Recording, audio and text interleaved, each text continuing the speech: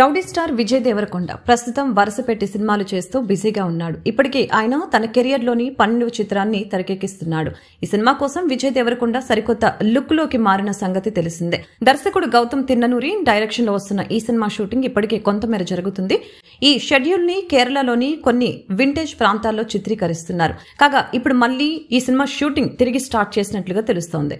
ఇటీవల షూటింగ్ కి బ్రేక్ ఇచ్చిన యూనిట్ ఇప్పుడు తిరిగి కొత్త షెడ్యూల్ ని స్టార్ట్ చేసింది. ఇక ఈ షెడ్యూల్ 15 రోజుల పాటు చిత్రీకరణ జరగనుందని తెలిపారు.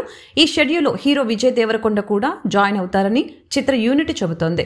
ఈ షెడ్యూల్ ని కేరళలోని కొన్ని వింటేజ్ ప్రాంతాల్లో చిత్రీకరిస్తున్నారు.